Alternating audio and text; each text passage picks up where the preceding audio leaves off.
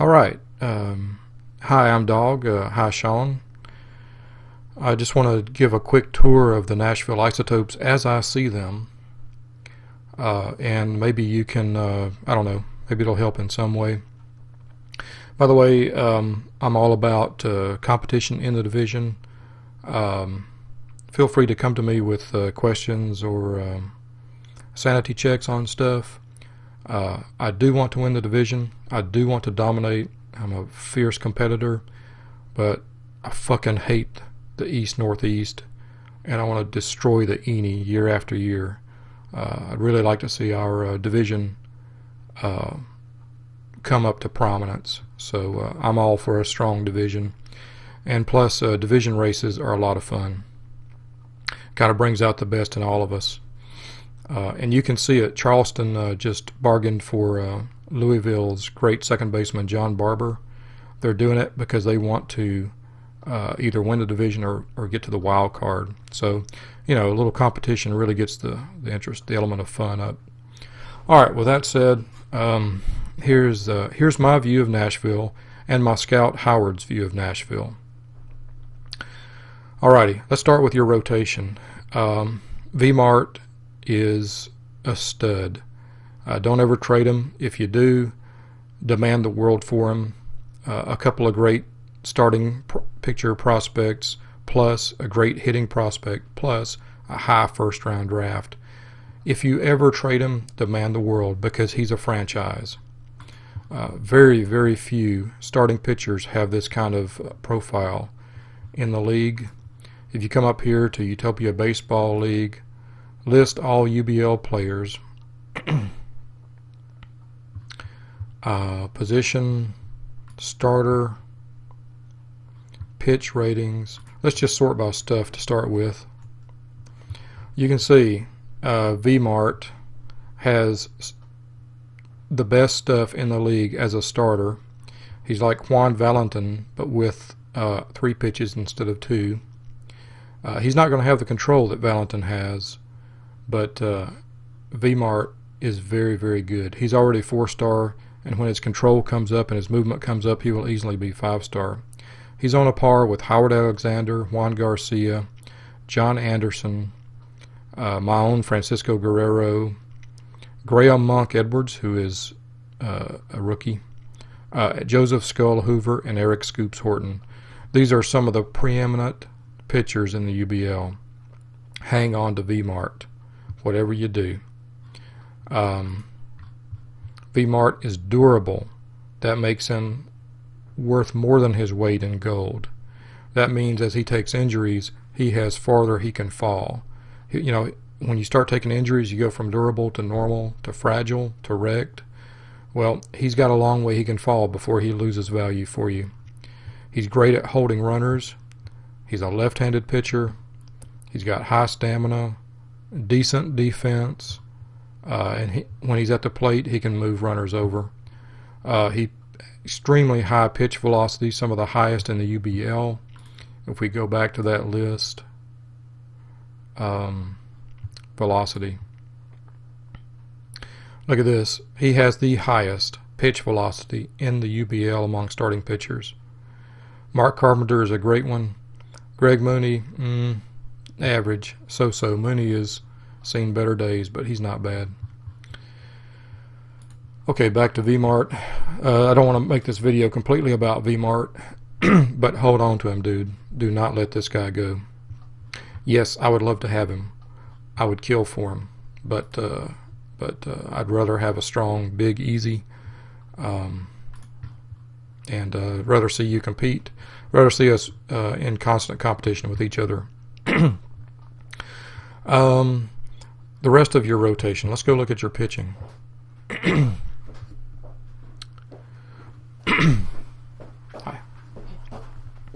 Alright, so I'm headed out to the... Alright, so the starting rotation looks like Bill Banks, who is a rookie. He was a fairly high draft pick. I would not want Bill Banks on my team. As you can see, his movement rating is 40. Guys are going to turn on him, pivot, and knock the ball out of the park. If you play teams with with strong home run hitters, Banks is a liability. Also, I want to point out one other thing to you. Your rotation, and here I'm going to lose a little bit of competitive edge on you, but you see you have 3 of your rotation starters are lefties. I hammer lefties. I smash lefties. I feast on lefties. So if you want to find out if a team is good against lefties when you got a team coming up and whatever, go up here to the stats, team total rankings versus left-handed pitching versus right-handed pitching. You want to look at my team? Here we go. Left-handed pitch. Well, we're only 3-2, but we won every game against you guys as lefties this past time around. There's reasons for the 3-2. I'm still tuning and adjusting my roster, but last year we destroyed left-handed pitching. Now since then I have added some left-handed bats, so maybe I'm not as good against them as I think. But the bottom line is, I don't know if I would advocate more than one lefty in the rotation. It just depends on how loaded a lineup is with lefty batters. So you know, you can this OOTP can get as deep and involved as you want it to be.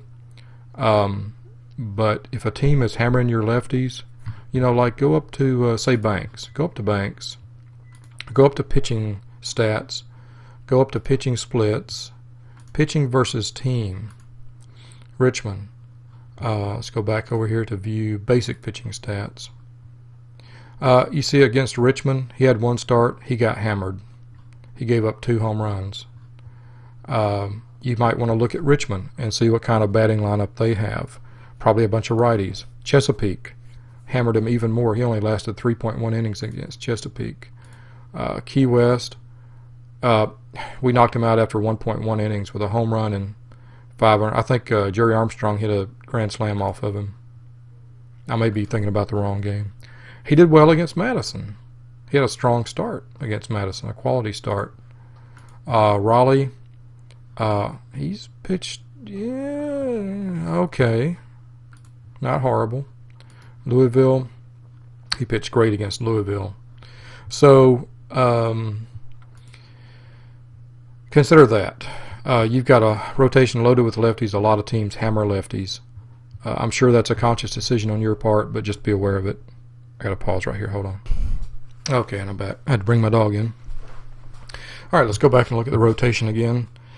Gosh, man, I hate to give away all my trade secrets, but division pride. There you go. Sam Paceo's had a good year. Sam has had an unusually good year. I know he's got high control. I would not want him on my roster. Again, it's that movement rating. I fear home runs. I fear the tater more than anything. And so if Paseo had something like with a 40 rating in any of these categories, he's going to have a pitcher's going to have a hard time competing. Once somebody drops below 45 in any one category, to me that's a red flag. But I like Paseo. He's always done well against us. Jose Olivo, also, I'd be aware of that movement rating. Movement stuff is strikeouts. If you're playing a team that has a lot of good contact hitters, you want pitchers with high stuff. If you're playing against a team with home run hitters, movement is your friend. If you're playing against a team that walks a lot, has high OBP, a good eye, control is your friend. Obviously, you want all 3 of these, but all 3 are a rarity.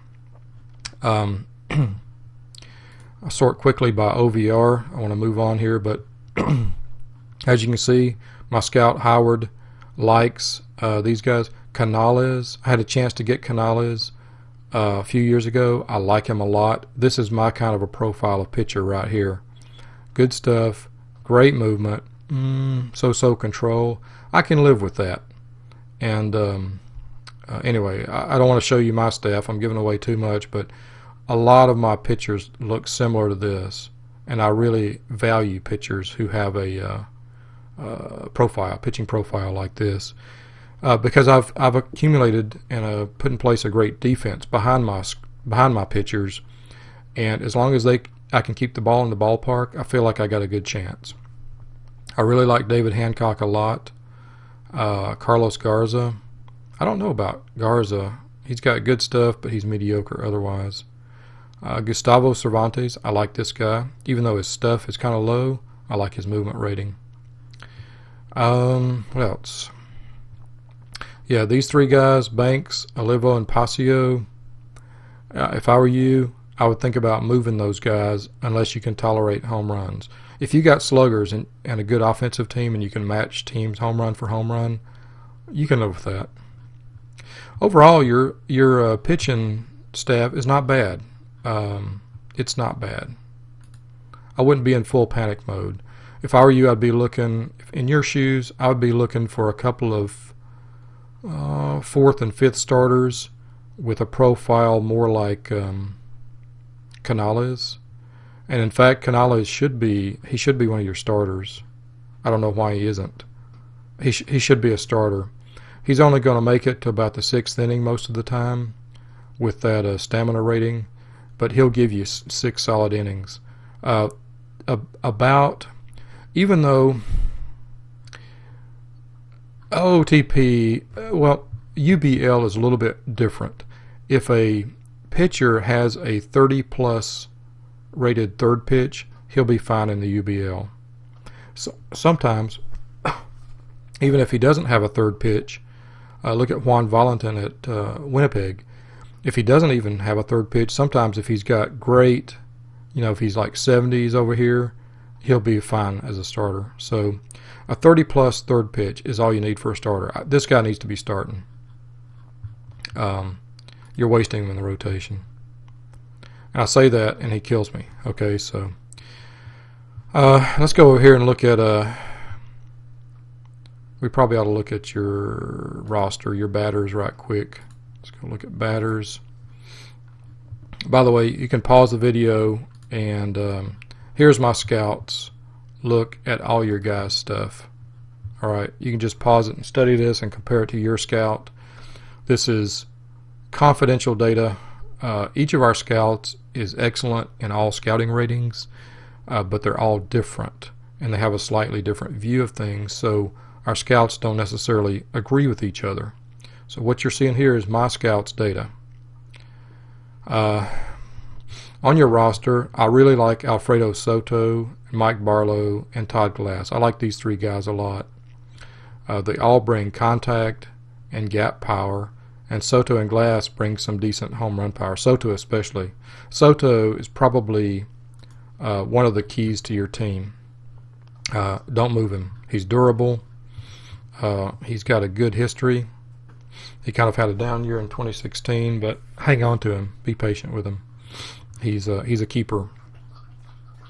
OOTP in these ratings here, the OOTP engine overrates speed, stealing, and base running. I've gotten to where I really don't care too much about these, so I tend to mentally subtract stars for high speed because I want to see ratings based on defense and offense. Let's see, Barlow. I like Barlow a lot. This is the kind of profile I want at Key West because I have such a big ballpark. I have a monster ballpark. The monster at Fenway is my ballpark, basically. It's hard to hit home runs out of. I like players with very high contact and gap and very high I and avoid K, and I can live without home run power. Although you'll see Jerry Armstrong has the opposite profile to this. It's sort of inverted. Those guys, they do okay with me, and I need a few on my team. Ramiro Gomez, Jerry Armstrong. But what I'm really looking for is this Pac-Man profile like that. Yeah, those are the guys. Pat Rose, he's over the hill. When a player gets to be about 35, never sign them to a long-term contract. Never sign them. Although they still have something to contribute, I'm very leery of anybody over the age of 35. Al Walker is the exception. But all right, so Bill Banks, he also hits pretty good too. What's his? He can play infield. Yeah, he's a AAA hitter though. Let's see. Actually, I passed up on Bill Banks in a draft because of that movement rating. I didn't think he would work for me. What else? Gap, power, Soto, Rose. Yeah, Nashville. Let's go back to home. Options in ballpark. You see your ballpark ratings. It's a pretty neutral ballpark. It's a little bit. A 300 hitter would probably hit about a 290 in your ballpark. A 50 rated power hitter would probably hit a few more home runs in your ballpark than he would at my ballpark. Well, he'd hit a lot more than he would at my ballpark. But pretty neutral ballpark. It's if you get guys who are high in gap power, they will do well, better than average. You see your ratings here on your ballpark. You have hitter-friendly corners, and gaps. So yeah, pretty neutral though. I wouldn't worry too much about tailoring the hitting to the ballpark or the pitching to the ballpark.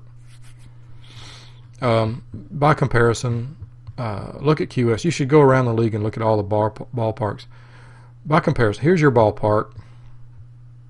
Now look at Key West. I have a monster ballpark. Somebody with a 50 power rating is not going to hit nearly the home runs in my ballpark. He'll hit 80% of the home runs in my ballpark that he would hit in the league average ballpark. 87% home runs. He'd hit for 90% of the average that he hits elsewhere. If I were to trade for a guy who's hitting 300 somewhere else, he would probably hit for about 270 in my ballpark in the 50% of his games he plays at home. So the one thing my ballpark doesn't punish is gap power. So I look for guys with high gap power because they typically do okay in my ballpark. And also, I have tailored my pitching staff to my ballpark. Yeah. So at some point, your ballpark doesn't have the extremes that mine does, but mine did, and I'd been in the league for about a season, and I suddenly realized I needed to change how I set up the team based on that. Stanfield is a great one. Hold on to him. Hold on to this guy. He's great. I'd love to have him. Tremendous strikeout pitcher. Don't worry about his stamina because he's only going to be pitching at most an inning or two in every game. One thing I've found, if you set his position to middle relief, but put your let me go back here and show you something. Pitching. If you were to change Stanfield's role to middle relief, they often ask for a lot less money than if their role is set as closer. You can keep him as closer, but set his position to MR, and you often can save some serious dollars doing that. Closers will want $3 million plus, but a middle reliever usually about $1 million. So you can kind of fake it like that. And also you can move these guys around in the bullpen to give them starts or give them innings outside the closer spot, and that helps to contain their costs too. Gustavo Cervantes, man, I like this guy more than Mop-Up. If I were you, I'd bring Canales over to here. I'd put Banks at Mop-Up.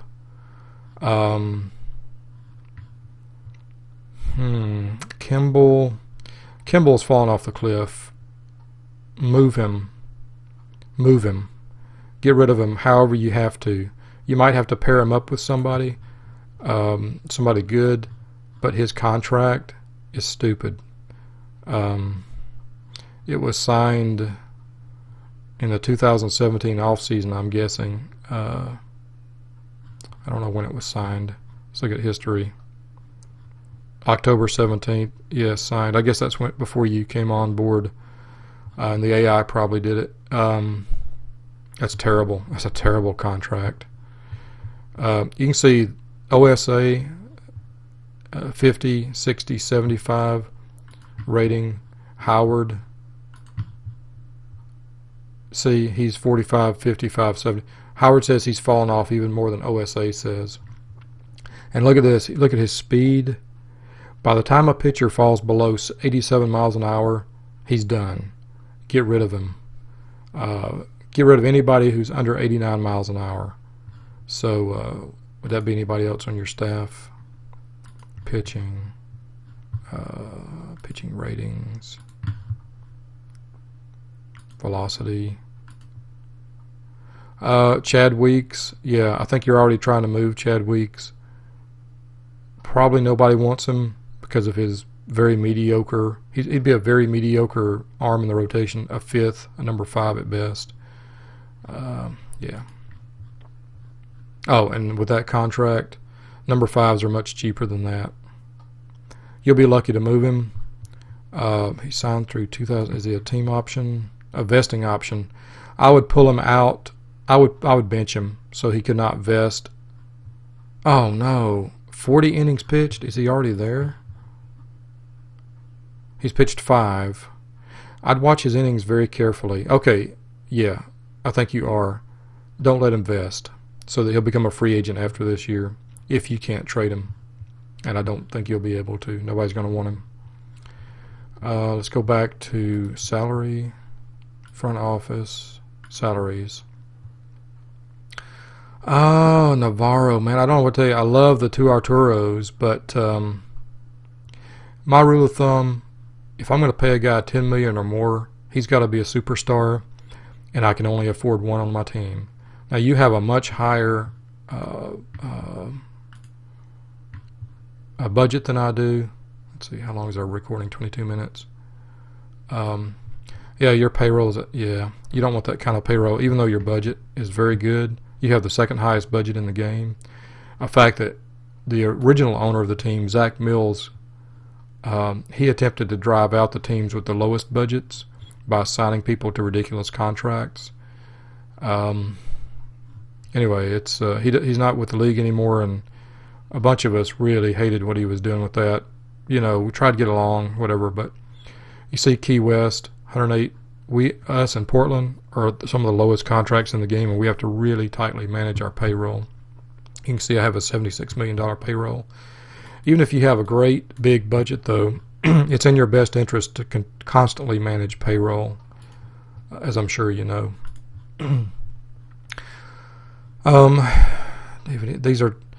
These guys are great, except for Kimball. Schneider, I don't know why Schneider's making this kind of money. If this were my team, I would let Pasio go. I would move Pat Rose if possible. Does he have he has a vesting option, 420 plate appearances. No way he's going to make 420 plate appearances, but manage that. Manage it so he doesn't. And he will leave at the end of the season.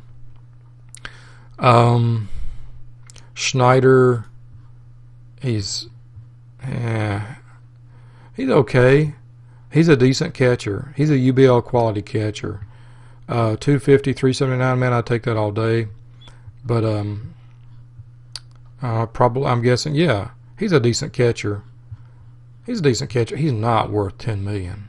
Good night. No way is he worth $10 million.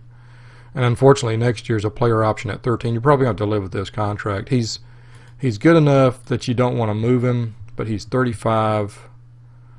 Yeah, let him play out the rope here. Kimball, do whatever you got to do to get rid of this guy. You know, what Yankee Kane is doing is basically saying, these guys are free for nothing. Come take them.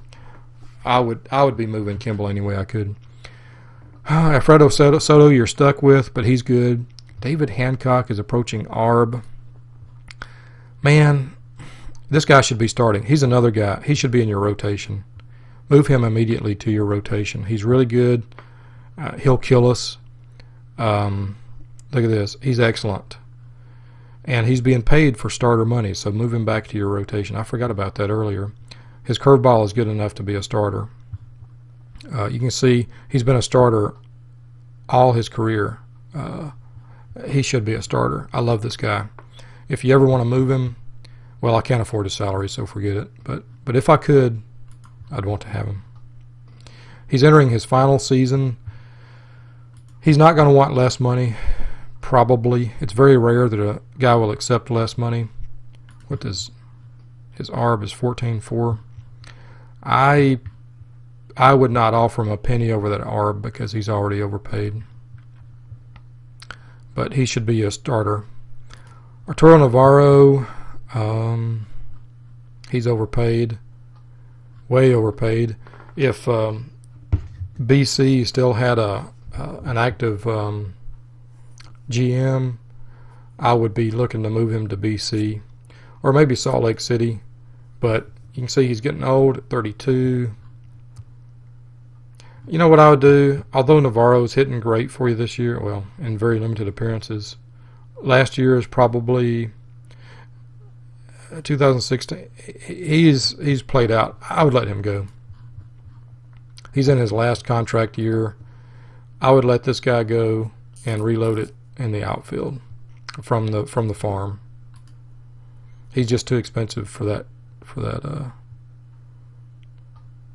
for what he does.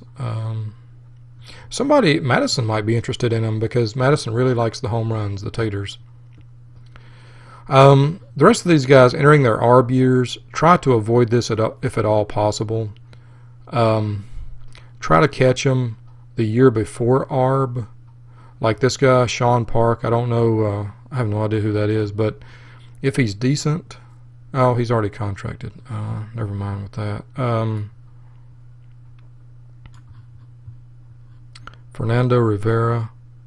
I don't know who this is, but here's a good example. Try to catch a guy in a year before his ARB is due and offer him something like, if you really like him, offer him like 600, 600, 600, 600, 600, and that's cheap insurance against what if he becomes an outstanding performer. Bill Banks, if he becomes part of your, Arturo Bernard's a better example. Somewhere about next year, offer him like $1 million, $1 million, $1 million, $1 million. And that way you overpay him in his first year, but then in his arbitration years, you bought out all of his arbitration years at a very cheap price. Now, yes, he might bust, but $1 million is cheap insurance against, the inflation of arbitration. And once these guys hit arbitration, their ARBs will increase a little bit every year, at least 10% every year. So let's say he hits ARB in this year at 2.8. His ARB for the following year will be at least $3 million, and the year after that will be at least $3.3 million. So some inflation is built into the financial model. So it's in your best interest to buy out their ARB years, overpay them in their first year, But anyway, the financial model is very interesting. So I like Gustavo Cervantes a lot. I like his profile. I think he's capable of starting in the UBL. You can see he's gotten some starts in previous years, and he's done okay. I would not mind. He's 29. I don't know if he's gaining control or losing it, but he might be worth giving him a few starts and seeing how he does. I could use him at Key West at some point. I don't know what I could give up for him because I worry about the fact that he's got 2 crappy pitches, but he might be worth a try in the rotation. He would definitely be worth a try in the rotation, but keep a close eye on him. Canales is signed to a very reasonable contract. He should be a starting pitcher. In your position, I wouldn't worry about anybody. $5 million and under, I'd sign guys all day long to $5 million and under. In fact, even on my low budget, I sign guys all day long to $5 million and under. It doesn't really bother me too much. What else? keep an eye on your attendance. Ticket prices start off at $25. I raised mine last year during the season from 25 to 30, and my attendance tanked. It's recovered this year, but when you raise your ticket prices, be aware that attendance will tank.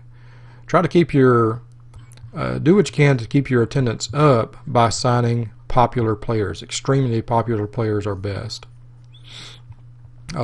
Here, most and least cost-effective players. Again, this is echoing some of the things we talked about. V-Mart, don't get rid of him. Bill Banks, you might consider moving him. He's expendable. Somebody might want him. He's young. He's cheap. You might want to move him and see if you can get somebody who fits your vision better. Anything else? I don't know anything about strategy. The only thing I do in terms of strategy is I set my base stealing close to the minimum, because I kind of don't believe in stealing bases. I see too many of my guys getting thrown out or injured stealing bases. I'd rather have them. I like guys who have high base running ratings, but not. I don't like to cut them loose and let them steal. What else? So far, you're a home run hitting ball club, but it's largely because of Pat Rose, who's getting ready to fall off the cliff. Those three guys, Barlow, Glass, and Soto, your outfield is great. You have a solid outfield. I would not worry about them too much. I'd find a fourth outfielder behind them. Let's take a quick look at your roster. Batters. Okay. Schneider, I think, like I said, he's a fine catcher. He's overpriced and he's old. Get yourself a fine young catching prospect to groom for when Pat Rose leaves this year. Driver is a pretty lousy first baseman. At first base, you want power. Power has become very hard to come by, but keep your eye out for trades to bring power. Don't sacrifice great pitching for it, though. Great pitching is even more rare than power. Timothy Syme, to be Anastasio. I do have a surplus of second basemen in my minor leagues. Go look through my minor league roster and just sort by second base and look at what I got. I may be willing to trade some of those. We'll see. Outfield, Gerardo Sanchez. He's probably your backup. It looks like they're probably fine. Your outfield looks like it's in pretty good shape. Your infield needs work, though. Let's look at the fielding ratings. Don't forget fielding ratings. Let's see. Your infield looks like a pretty decent. You got a pretty decent defensive infield. I think the pro focused on defense, and yeah, pretty good. Your catchers, pretty decent. Pat Rose. Catcher ability was new to OOTP 13, and it's kind of vague and undefined, but a high catcher ability, like a 70 catcher ability, actually helps your pitchers pitch better. So a low catcher ability doesn't help them very much. So I guess that's all I got, dude. Let me a quick look at your minor league system. Oh, Hubert Kraft, yeah. He's your catcher of the future. He doesn't have the profile I like. He's got the classic power profile.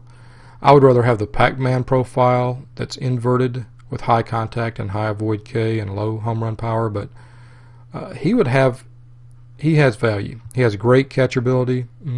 Not so great. He's not going to throw out a lot of runners who are attempting to steal. He's durable. He'll be a fine backup catcher next year after Pat Rose leaves, and then he can become your number one catcher. He'll be a legitimate power threat in the league too. So yeah. Cabrera, I don't know about these guys. I'm not seeing any pitchers. You need to get some pitching prospects, dude. Yeah, trade some of these guys for pitching prospects. So, all right. Well, the video is at 34 minutes, and I'm trying to think of anything else. Transactions. Oh, let's look at your minor leagues right quick. Your minor leagues are really unbalanced. And here you can pause the video and look at my scouts ratings for these guys. Albert Harper. Oh, I like Albert Harper. He's a strong pitching prospect. Look at his stats. He might need to be moved up to a AA. Jorge Villanueva, he needs to work on that control before he moves up. Keep your minors balanced. You need 25, 25, 25 minimum. You got too many players in single A. Work on balancing that out by moving some players up to AA. If guys hit AAA, here's what I do. I promote from single A to AA and from AA to AAA, and I keep them in AAA. That's kind of where my logjam is, as replacement ready for the UBL. If a guy falls off a cliff and can't get it done anymore in AAA, I release him. Sometimes I release him in AA if it looks like he's not going to be able to move up. A lot depends on his age. If he's old, release. Because he's not doing you any good, and he's keeping some of these young guys from getting reps. The only way these players improve is by getting reps, getting innings pitched or innings played. So, let's see. Can I look at your lineups? Overview. Remember, in the major leagues, we have no DH, so these are the lineups you need to work on. Whenever you set your lineups, there's an action key down here. It says action. Set. Have the bench coach set all backups, depth charts rather. Set all depth charts. After you rearrange your rosters, click on that. Set all depth charts. For grins, sometimes I like to click on have bench coach set up full rosters and depth charts and see what kind of changes the bench coach will do. But I always take over control myself. Yeah, you need to set your just go ahead, go over here to your minor leagues and do ask bench coach for all depth charts and lineups.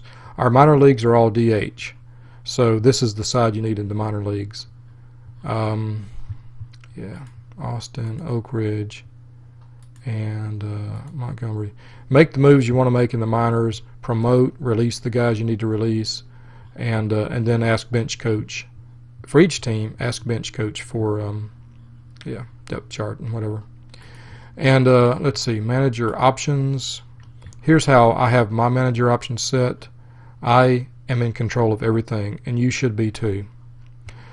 Managing minor league depth charts and stuff, it takes a little bit of time, especially at first, but it's well worth taking control of all that. And then for vacation, use current settings so that the AI doesn't do stuff behind your back. Okay, well, I hope this helps. If you have any questions, PM me or ask me on the forums. I'm always happy to help. I'd rather have a strong, big, easy than see the East Northeast continue to win the UBL championships. All right, dude. Have a good one. Bye.